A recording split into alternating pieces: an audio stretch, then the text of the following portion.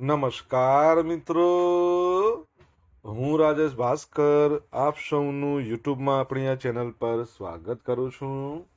મિત્રો, આજે આપણે તારીખ 2 સપ્ટેમ્બર 2025ના કેટલાક મોસ્ટ ઇમ્પોર્ટન્ટ કરંટ અફેર અને અગાઉની પરીક્ષામાં પૂછાયેલા કેટલાક ઇમ્પોર્ટન્ટ પ્રશ્નો વિશે ડિટેલમાં ચર્ચા કરીશું, જે આપને આવનારી પરીક્ષા માટે ખૂબ જ ઉપયોગી સાબિત થશે. તો મિત્રો, આપ આ ચર્ચા સાથે જોડાઈ રહેજો અને વિડીયોને પહેલેથી લઈને છેલ્લે સુધી પૂરેપૂરો જોવાનો આગ્રહ રાખજો. તો ચલો મિત્રો, શરૂ કરીએ. શરૂઆત કરતાં પહેલાં જણાવી દઉં કે જો તમારે આપણી આ યુટ્યુબ ચેનલને સબસ્ક્રાઇબ કરવાની બાકી હોય તો ચેનલને સબસ્ક્રાઇબ કરજો, નોટિફિકેશન બેલ આઇકોનને પ્રેસ કરીને. અને જો તમને વિડીયો પસંદ આવે તો વિડીયોને લાઇક કરજો અને તમારા જેટલા પણ મિત્રો જેઓ કોમ્પિટિટિવ એક્ઝામની તૈયારી કરી રહ્યા છે એ બધા મિત્રો જોડે આ વિડીયોની લિંકને શેર અવશ્ય કરજો. ચલો તો શરૂઆત કરીએ. સૌ પ્રથમ જોઈશું અગાઉની પરીક્ષામાં પૂછાયેલા વિજ્ઞાનના પ્રશ્નો, જેના જવાબો તમારે મને કમેન્ટ બોક્સમાં લખીને જણાવવાના છે. અને વિડીયોના લાસ્ટમાં જ્યારે હું તમને આ દરેક પ્રશ્નના જવાબ જણાવું ત્યારે તમારે ચેક કરવાનું છે કે તમે આપેલા પ્રશ્નોના જવાબમાંથી કેટલા પ્રશ્નો જવાબ સાચા છે, અને જેટલા પણ પ્રશ્નો જવાબ સાચા હોય એનો આંકડો લખવાનો છે તમારે કમેન્ટમાં કે 10માંથી આટલા સાચા છે. ડેઇલી જીકે ટેસ્ટ રોજ આપણે 10 પ્રશ્નો પૂછીએ છીએ. 5 પ્રશ્નો વિજ્ઞાનના હોય છે, બાકીના જે 5 પ્રશ્નો છે એ ગુજરાતની કલા, સંસ્કૃતિ અને વારસાના છે.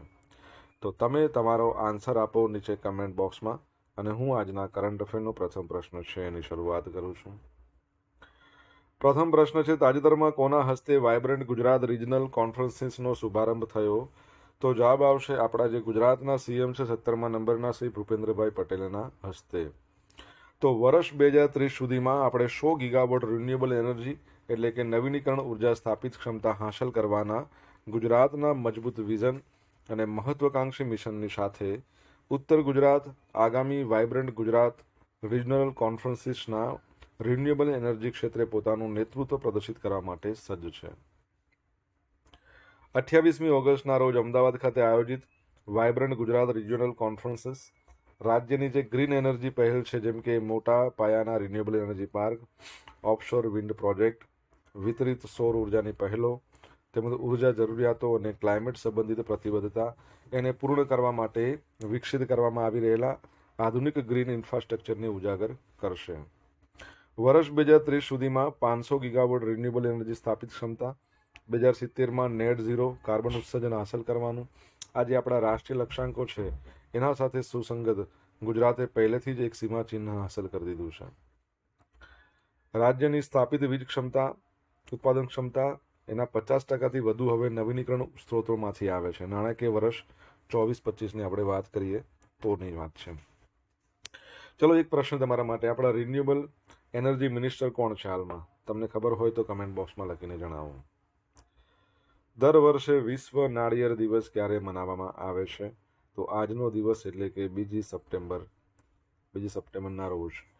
તો વિશ્વ નારિયેળ દિવસ દર વર્ષે 2 સપ્ટેમ્બરના રોજ મનાવવામાં આવે છે. કોકોનટ ડે નિમિત્તે નારિયેળમાંથી બનેલી વિવિધ ચીજ વસ્તુઓ છે એનું પ્રદર્શન યોજાય છે. એશિયન પેસિફિક કોકોનટ કોમ્યુનિટી એણે સૌ પ્રથમ વખત ઇન્ડોનેશિયાના જાકાર્તામાં વિશ્વ નારિયેળ દિવસની શરૂઆત કરી. આ દિવસને 2009થી ઉજવવાનો શરૂ કર્યો હતો. આ દિવસની ઉજવણીનો મુખ્ય ઉદ્દેશ નારિયેળના ફાયદા અને મહત્વ વિશે જાગૃતિ લાવવાનો છે. ભારતના 20 રાજ્યોમાં નારિયેળીનું ઉત્પાદન લેવામાં આવે છે, જે પૈકી ગુજરાત રાજ્ય દેશમાં નારિયેળીના ઉત્પાદનમાં 6ઠ્ઠા નંબર પર છે. તમારે જણાવવાનું છે નંબર 1 રાજ્ય કયું છે 2023-24માં નારિયેળીના ઉત્પાદનમાં. ઇન્ડોનેશિયા વિશ્વમાં સૌથી વધુ નારિયેળ ઉત્પાદક દેશ છે. સેકન્ડ નંબરે ફિલિપાઇન્સ છે અને ત્રીજા નંબર પર આપણું ભારત છે. ઓકે, આગળ વધીએ. ભારતે દિનેશ કે પટનાયકને કેનેડામાં હાઈ કમિશનર તરીકે નિયુક્ત કર્યા. તો સ્પેનમાં રાજદૂત તરીકે સેવા આપતા દિનેશ કે પટનાયક એમની કેનેડામાં આગામી હાઈ કમિશનર તરીકેની નિમણૂકની જાહેરાત કરવામાં આવી છે. 1990ની બેચના ભારતીય વિદેશ સેવા અધિકારી છે શ્રી પટનાયક ટૂંક સમયમાં તેમનો કાર્યભાર સંભાળશે. કેનેડાએ નવી દિલ્હીમાં પોતાના નવા હાઈ કમિશનર તરીકે અનુભવી રાજદ્વારી ક્રિસ્ટોફર પુટરશે એમની નિમણૂકની પણ જાહેરાત કરી દીધી છે. શ્રી કુટર છે એ 35 વર્ષથી વધુ રાજદ્વારી અનુભવ ધરાવે છે. તેમણે તાજેતરમાં જ ઇઝરાયલમાં કેનેડાના ચાર્જ ડી અફેર તરીકે અને અગાઉ દક્ષિણ આફ્રિકા, નામીબિયા, લેસોથો, મોરેશિયસ, મેડાગાસ્કરમાં હાઈ કમિશનર તરીકે સેવા આપી છે. તેમની કારકિર્દીની શરૂઆતમાં તેઓ ભારત અને નેપાળમાં કેનેડિયન હાઈ કમિશનરમાં ફર્સ્ટ સેક્રેટરી હતા. જો અહીંથી તમને ખબર હશે કે G7 સમિટનું આયોજન કેનેડામાં થયું હતું અને કેનેડાના પ્રાઇમ મિનિસ્ટર પણ થોડા મહિનાઓ પહેલાં નવાજવા આવ્યા ને. શું નામ છે એમનું તમારે જણાવવાનું છે. ઓટાવા એનું કેપિટલ છે, કેનેડિયન ડોલર એની કરન્સી છે. નામ તમારે જણાવવાનું છે કમેન્ટ બોક્સમાં લખીને, કેનેડાના પ્રાઇમ મિનિસ્ટર નવા બન્યા એમનું. મિત્રો, વિડીયો પસંદ આવ્યો હોય તો વિડીયોને લાઇક કરો, તમારા મિત્રો જોડે વિડીયોની લિંકને શેર કરો. આપણી બંને યુટ્યુબ ચેનલ રાજેશ ભાસ્કર 2ને સબસ્ક્રાઇબ કરો. નોટિફિકેશન બેલ આઇકોનને પ્રેસ કરીને જો તમારે ડેલી કરંટ અફેરની પીડીએફ જોઈતી હોય તો આપણી ટેલિગ્રામ ચેનલ છે એને જોઈન કરો. ટેલિગ્રામ ચેનલ પર ડેલી કરંટ અફેરની પીડીએફ તો મળવાની જ છે, સાથે સાથે તમને પોલ પણ રમવા મળશે. લિંક વિડીયોની ડિસ્ક્રિપ્શનમાં આપી છે, અથવા તો તમે ટેલિગ્રામમાં જઈને તમે રાજેશ ભાસ્કર સર્ચ કરો, આવો સિમ્બોલ દેખાય એટલે તમારે જોઈન કરી દેવાની.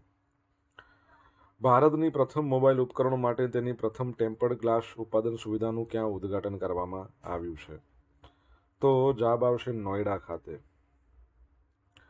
તો 30 ઓગસ્ટ 2025ના રોજ કેન્દ્રીય ઇલેક્ટ્રોનિક્સ અને આઈટી મંત્રી શ્રી અશ્વિની વૈષ્ણવ દ્વારા ભારતની અંદર મોબાઈલ ઉપકરણો માટે તેની પ્રથમ ટેમ્પર્ડ ગ્લાસ ઉત્પાદન સુવિધાનું સત્તાવાર ઉદ્ઘાટન કરવામાં આવ્યું. ઓપ્ટિમસ ઇલેક્ટ્રોનિક્સ દ્વારા કોર્નિંગ ઇન્કોર્પોરેટેડ યુએસએ સાથે ભાગીદારીમાં સ્થાપિત આ સુવિધા premium brand engineers by Corning એના હેઠળ ટેમ્પર્ડ ગ્લાસનું ઉત્પાદન કરશે. આ ઉત્પાદનો ભારતીય અને વૈશ્વિક બજારો બંનેને સેવા આપશે, જે ભારતની સ્થાનિક ઇલેક્ટ્રોનિક્સ ઉત્પાદન ક્ષમતાઓના મુખ્ય વિસ્તરણને ચિહ્નિત કરે છે. ટેમ્પર્ડ ગ્લાસ સ્માર્ટફોન એક મહત્વપૂર્ણ સહાયક અત્યાર સુધીમાં મોટાભાગે આયાત કરવામાં આવે છે. આ નવી સુવિધા સાથે ભારત મોબાઈલ ઉપકરણના દરેક ભાગનું ઉત્પાદન કરવાનું લક્ષ્ય રાખે છે, જેમાં ચિપ્સ પણ આવી જાય, ટેમ્પર્ડ ગ્લાસ પણ આવી જાય, સર્વર ઘટકો પણ આવી જાય. છેલ્લા 11 વર્ષમાં ભારતમાં જે ઇલેક્ટ્રોનિક ક્ષેત્રની વાત કરીએ તો 6 ગણો વિકાસ થયો છે, જેનું ઉત્પાદન મૂલ્ય 11.5 લાખ કરોડ થયું છે, જેમાં 3 લાખ કરોડથી વધુની નિકાસ, 2.5 મિલિયન નોકરીઓનું સર્જન થયું છે અને નવી સુવિધા આ ગતિમાં નોંધપાત્ર વધારો કરે છે.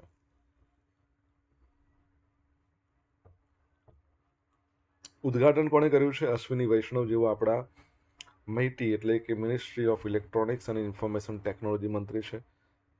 તેઓ રેલવે મંત્રી તો છે જ, આના સિવાય પણ હજુ પણ તેઓ એક મંત્રાલય સંભાળે છે. કયું મંત્રાલય સંભાળે છે?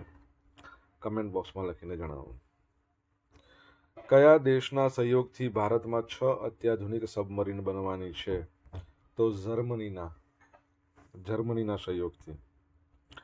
તો કેન્દ્ર સરકારે રક્ષા મંત્રાલય અને મઝગાવ ડોક લિમિટેડ એણે જર્મન સહયોગી કંપની છે થિસેન મરીન સિસ્ટમ એની સાથે વાટાઘાટ શરૂ કરવાની મંજૂરી આપી છે.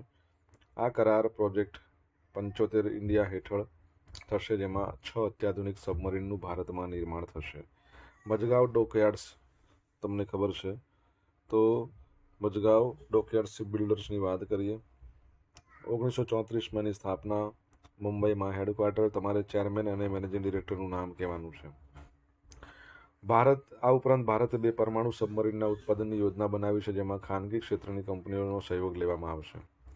રક્ષા મંત્રાલયે જાન્યુઆરીમાં જ MDLને આ યોજના માટે જર્મન કંપની ભાગીદાર તરીકે નિયુક્ત કરી હતી.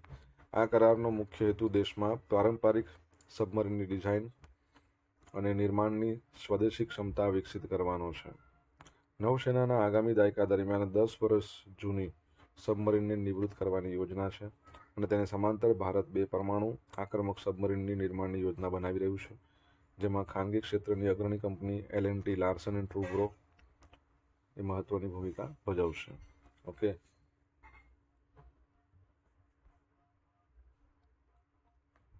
ટાટા કન્સલ્ટન્સી સર્વિસીસ, તો TCS છે એને એક સમર્પિત આર્ટિફિશિયલ ઇન્ટેલિજન્સ AI અને સર્વિસીસ ટ્રાન્સફોર્મેશન યુનિટ બનાવવાની જાહેરાત કરી છે. ભારતના આઈટી ઉદ્યોગ માટે એક સીમાચિહ્નરૂપ પગલામાં દેશની સૌથી મોટી IT company Tata consultancy services એણે સમર્પિત આર્ટિફિશિયલ ઇન્ટેલિજન્સ અને સર્વિસીસ ટ્રાન્સફોર્મેશન યુનિટ બનાવવાની જાહેરાત કરી છે. કંપની સપ્ટેમ્બર 2025થી અમલમાં આવનારા આ નવા યુનિટના વડા તરીકે TCSના 2 દાયકાથી વધુ અનુભવ ધરાવતા અમિત કપૂરની નિમણૂક કરી છે. TCSનું આ નવું સર્વિસીસ ટ્રાન્સફોર્મેશન યુનિટ એ TCSની હાલની AI ક્ષમતાઓના એક માળખામાં એકીકૃત કરશે. ટાટા કન્સલ્ટન્સી સર્વિસીસની વાત કરીએ, 1968માં એની સ્થાપના થઈ હતી. TCSની હેડક્વાર્ટર એનું મુંબઈમાં આવેલું છે. TCSનું હેડક્વાર્ટર ક્યાં છે? મુંબઈમાં. તમારે જણાવવાનું છે કે TCSના હાલના ચેરમેન કોણ છે. જો TCS ટાટાની પરથી યાદ આવે છે રતન ટાટા. મહારાષ્ટ્રની જે સ્કિલ યુનિવર્સિટી છે એનું નામ રતન ટાટાના નામ પર રાખવામાં આવ્યું છે, કૌશલ્ય યુનિવર્સિટીનું. એ યાદ રાખજો. અને યુનિવર્સિટી પરથી યાદ આવ્યું, મહારાષ્ટ્ર છે ને એમાં ભારતની પ્રથમ AI યુનિવર્સિટી પણ બનશે. મહારાષ્ટ્રની વાત આવી, તમને ખબર છે મહારાષ્ટ્ર છે પોતાનું જે રાજ્ય ઉત્સવ ઘોષિત કર્યો છે, જે અત્યારે ચાલી રહ્યો છે ગણેશ ઉત્સવને. બરાબર છે. પશુપાલન, મરઘા ઉછેરને પણ કૃષિમાં એને સમાવેશ કર્યો છે. ઓકે, તો એ પણ યાદ રાખજો. આગળ વધીએ આપણે. સોશિયલ મીડિયાના માધ્યમથી તમે મારી જોડે કનેક્ટ રહી શકો છો. ઇન્સ્ટા આઈડી આપણું rajesh.i.bhaskar છે. ફેસબુક આઈડી છે RI ભાસ્કર, અને આપણી ટેલિગ્રામ ચેનલ છે રાજેશ ભાસ્કર નામની. ટેલિગ્રામ ચેનલ પર તો તમને ડેલી કરંટ અફેરની PDF મળશે, પોલ્સ પણ મળશે, અને તમને ખબર હોય તો દિન વિશેષ પણ આપણે શેર કરીએ છીએ. ઓકે, જો તમને ભણવાની મજા આવી હોય તો વિડીયોને એક લાઈક કરો. જો બાકી હોય તો વિડીયોને તમારા મિત્રો જોડે વિડીયોની લિંકને શેર કરો. આપણી યુટ્યુબ ચેનલ આ જેના પર તમે જોઈ રહ્યા છો વિડીયો, સબસ્ક્રાઈબ ના કરી હોય તો એક જ વાર સબસ્ક્રાઈબ કરો, નોટિફિકેશન બેલ આઇકોનને પ્રેસ કરીને. કેન્દ્રીય મંત્રીમંડળે યુવા બાબતો અને રમતગમત મંત્રાલયના કયા વર્ષની કોમનવેલ્થ ગેમ્સ માટે બિડ રજૂ કરવાના પ્રસ્તાવને મંજૂરી આપી છે? 2030. તો પ્રધાનમંત્રી નરેન્દ્ર મોદીની અધ્યક્ષતામાં કેન્દ્રીય મંત્રીમંડળે યુવા બાબતો અને રમતગમત મંત્રાલયના કોમનવેલ્થ ગેમ્સ 2030ના બિડ રજૂ કરવાના પ્રસ્તાવને મંજૂરી આપી દીધી છે. હવે આને સંબંધિત મંત્રાલયો, વિભાગો, સત્તાવાળાઓ તરફથી જરૂરી ગેરંટી સાથે યજમાન સહયોગ કરાર પર હસ્તાક્ષર કરવા. બિડ સ્વીકારાય તો ગુજરાતને જરૂરી ગ્રાન્ટ ઇન એડ મંજૂર કરવાની પણ મંજૂરી આપી દીધી છે. કોમનવેલ્થ ગેમ્સમાં 72 દેશના ખેલાડીઓ ભાગ લેશે. તમને ખ્યાલ છે કે વિશ્વનું સૌથી મોટું stadium Narendra Modi cricket stadium 2023નું ICC ક્રિકેટ વર્લ્ડ કપનું ફાઇનલ એનું સફળતાપૂર્વક આયોજન કરીને ક્ષમતા દર્શાવી ચૂક્યું છે. અત્યારે તમને ખબર છે કે કોમનવેલ્થ કહી શકીએ તે વેટ લિફ્ટિંગ ચેમ્પિયનશિપ એનું પણ આયોજન અમદાવાદમાં થઈ રહ્યું છે. મીરાબાઈ ચાનુ તમને ખ્યાલ હોય તો 48 કિલોગ્રામ કેટેગરીમાં ગોલ્ડ લાવ્યા. અને 2029માં world police and fire games છે એનું આયોજન પણ અમદાવાદમાં થવાનું છે. યાદ રાખજો. ઓકે, આગળ વધીએ આપણે. કોમનવેલ્થ પરથી તમને ખબર છે કોમનવેલ્થ ગેમ્સનું નામ બદલીને હવે કોમનવેલ્થ સ્પોર્ટ્સ કરવામાં આવ્યું, અને કોમનવેલ્થ નેશન્સ છે એના ડિરેક્ટર જનરલ નવા આવ્યા. તમારે કહેવાનું છે શું નામ છે એમનું. 2026ની જે કોમનવેલ્થ ગેમ્સ છે એ તો તમને ખ્યાલ છે ને ક્યાં યોજાશે? ગ્લાસગો. બરાબર છે. કઈ જગ્યાએ? ગ્લાસગો, સ્કોટલેન્ડ. હરિયાણા અને રાજસ્થાને યમુના પાણી પાઇપલાઇન પ્રોજેક્ટ પર MOU પર હસ્તાક્ષર કર્યા. તો હરિયાણા અને રાજસ્થાન રાજ્યો એક સીમાચિહ્નરૂપ project Yamuna water pipeline project માટે સમજૂતી કરાર પર હસ્તાક્ષર કર્યા છે. આ પ્રોજેક્ટનો ઉદ્દેશ હરિયાણાના હાથની કુંડથી યમુના નદીના પાણીને ભૂગર્ભ પાઇપલાઇન નેટવર્કનો ઉપયોગ કરીને રાજસ્થાનના અનેક પાણીના અછતવાળા જિલ્લાઓમાં ટ્રાન્સફર કરવાનો છે. આ પહેલ ભારતમાં ટકાઉ પીવાના પાણીના પુરવઠા માટે આંતરરાજ્ય પાણી સહયોગના નવા મોડેલના સંકેત આપે છે. આ સહયોગમાં આયોજન અને અમલીકરણ તબક્કાઓની દેખરેખ માટે બંને રાજ્યો દ્વારા એક ટાસ્ક ફોર્સની રચનાનો સમાવેશ થાય છે. આ પ્રોજેક્ટ રાજ્યો વચ્ચે સહકારી જળ વ્યવસ્થાપન, પ્રાદેશિક જળ અધિકારો, માળખાગત વિકાસ, ટકાઉ સંસાધનોના ઉપયોગને સંતુલિત કરવા માટે એક ઉદાહરણ સ્થાપિત કરે છે. રાજસ્થાનની વાત કરીએ તો રાજસ્થાન છે એનું કેપિટલ જયપુર છે. ભજનલાલ શર્મા એના CM છે. હરિભાઉ બાગડે એના ગવર્નર છે. હાઈકોર્ટ એની જોધપુરમાં છે.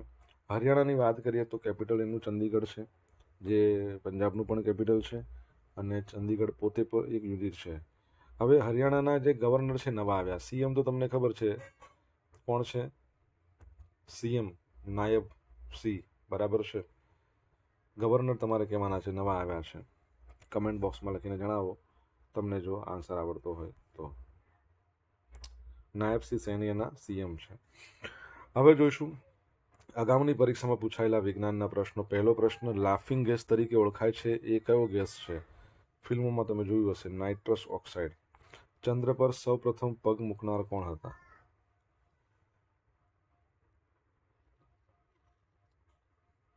નીલ આર્મસ્ટ્રોંગ. નીચેનામાંથી કયા રંગો પ્રાથમિક રંગો છે? RGB, red, green, blue. કયા રોગકારક વિષાણુના કારણે કમળો થાય છે? હેપેટાઇટિસ. મનુષ્યમાં ખોરાકના પાચનની પ્રક્રિયાની શરૂઆત ક્યાંથી થાય છે? મુખમાંથી. લાળરસ ભેગો થાય ને ત્યાંથી શરૂઆત થઈ જાય છે. હવે જોઈશું અગાઉની પરીક્ષામાં પૂછાયેલા ગુજરાતની કલા સંસ્કૃતિ વારસાના પ્રશ્નો. પહેલો પ્રશ્ન, આ નૃત્ય સાથે કોણ સંકળાયેલું? આમાંથી નૃત્ય સાથે કોણ સંકળાયેલું ના ગણાય? સ્મિતા શાસ્ત્રી, મલ્લિકા, સારાભાઈ, મૃણાલિની, બધા નૃત્ય સાથે. પણ જયશંકર સુંદરી છે ને, એ તો નાટક સાથે સંકળાયેલા. સુંદરી નામનું એક તેમણે નાટક કર્યું હતું, જયશંકર ભોજક, જેમની આત્મકથા થોડા આંસુ થોડા ફૂલ બહુ જબરજસ્ત પ્રખ્યાત થતા. દિવાળીબેન ભીલનું નામ કયા સંગીત સાથે જોડવામાં આવે છે? તો લોક સંગીત આવે. પદ્મશ્રી મળેલો છે એમને. એલિસ બ્રિજનું નામ કોના પર પાડવામાં આવ્યું હતું? અંગ્રેજ અધિકારીના એક પત્નીના. ચિત્રકાર અમિત અંબાલાલ કઈ ચિત્રકળા સાથે જોડાયેલા છે? તો પીછવાઈ. જય જય ગરવી ગુજરાત, એના રચયિતા કવિ કોણ? કવિ નર્મદ. ગયા મહિનામાં જન્મદિવસ ગયો ને એમનો, 24 ઓગસ્ટ, જેને આપણે શું કહીએ છીએ ભારતની અંદર, આમ તો ભારત કહો કે ગમે ત્યાં કહો, વિશ્વ ગુજરાતી ભાષા દિવસ. હવે મિત્રો જોઈશું ગઈકાલે પૂછેલા પ્રશ્નોના જવાબ. પહેલો પ્રશ્ન, રાજ્ય કક્ષાના 76મા વન મહોત્સવની ઉજવણી કયા જિલ્લામાં થઈ? ખેડામાં. સેકન્ડ, યાદ રાખજો, ગળતેશ્વર વન 24મું સાંસ્કૃતિક વન બન્યું. નીરજ ચોપડા ડાયમંડ લીગ ફાઇનલ 2025માં સતત કેટલામી વખત રનરઅપ રહ્યા? ત્રીજી વાર. હવે મિત્રો આજે પૂછેલા પ્રશ્નોના જવાબ જોઈ લઈએ. પહેલો પ્રશ્ન હતો કે આપણા રિન્યુએબલ એનર્જી મિનિસ્ટર, નવી અને નવીનીકરણ ઉર્જા મંત્રી કોણ છે? તો પ્રહલાદ જોશી. સેકન્ડ પ્રશ્ન, ભારતમાં સૌથી વધારે નાળિયેર કોકોનટનું ઉત્પાદન કરતું રાજ્ય કયું છે? કર્ણાટક. ત્રીજું, કેનેડાના જે નવા પ્રાઇમ મિનિસ્ટર બન્યા, આમ તો હવે નવા ના કહેવાય, જૂના થઈ ગયા, પણ થોડા મહિના પહેલા જ બન્યા છે ને, માર્ક કાર્ની. ચોથો પ્રશ્ન, અશ્વિની વૈષ્ણવ મેઇટી મિનિસ્ટર છે, રેલવે મંત્રી છે, અને માહિતી અને પ્રસારણ મંત્રાલય પણ એમની જોડે છે. પાંચમું, Mazagon dockyard ship builders, chairman અને મેનેજિંગ ડિરેક્ટર બીજુ જ્યોર્જ. છઠ્ઠો નંબરનો પ્રશ્ન, કોમનવેલ્થ નેશન્સના ડિરેક્ટર જનરલ સરલી બોચવે. સાતમા નંબરનો પ્રશ્ન શું હતો? ટાટા કન્સલ્ટન્સી સર્વિસીસના ચેરમેન નટરાજન ચંદ્રશેખર. ટાટા ગ્રુપના ચેરમેન પણ એમને જ છે. આઠમો પ્રશ્ન હતો, હરિયાણાના ગવર્નર નવા બન્યા, આશિમ કુમાર ઘોષ. આશિમ કુમાર ઘોષ. અને તમને ખબર હોય તો લદ્દાખના પણ લેફ્ટનન્ટ ગવર્નર નવા આવ્યા હતા, કવિન્દ્ર ગુપ્તા. એ પણ યાદ રાખજો. હવે જોઈશું ગઈકાલના કરંટ અફેરમાંથી પૂછેલા કેટલાક ઇમ્પોર્ટન્ટ પ્રશ્નો, જેના જવાબો તમારે કમેન્ટમાં લખવાના. પહેલો પ્રશ્ન, તાજેતરમાં કોના હસ્તે અમદાવાદમાં સિવિલ હોસ્પિટલ ખાતે આરોગ્ય મંત્રી મા વાત્સલ્ય મધર્સ મિલ્ક બેંકનું ઉદ્ઘાટન કરવામાં આવ્યું? સેકન્ડ પ્રશ્ન, આંતરરાષ્ટ્રીય નાણાં ભંડોળના એક્ઝિક્યુટિવ ડિરેક્ટર તરીકે કોને નિયુક્ત કરવામાં આવ્યા છે? જવાબ આવડતો હોય તો તમે કમેન્ટ બોક્સમાં લખીને જણાવી શકો છો. તો આ હતા આજના દિવસના કેટલાક મોસ્ટ ઇમ્પોર્ટન્ટ કરંટ અફેર. સાથે આપણે જોયું છે અગાઉની પરીક્ષામાં પૂછાયેલા ઇમ્પોર્ટન્ટ પ્રશ્નો એના જવાબોની સાથે. આશા રાખું બધાને ભણવાની મજા આવી હશે. મજા આવી હોય તો વિડીયોને લાઇક કરો, તમારા મિત્રો જોડે વિડીયોની લિંકને શેર કરો, આપણી બંને યુટ્યુબ ચેનલ, એક રાજેશ ભાસ્કર, બીજી રાજેશ ભાસ્કર 2 સબસ્ક્રાઇબ કરવાની બાકી હોય તો સબસ્ક્રાઇબ કરો, નોટિફિકેશન બેલ આઇકોનને પ્રેસ કરીને. તો મિત્રો thank you so much for watching this video. Have a nice day. જય હિન્દ, જય ભારત, જય જય ગરવી ગુજરાત.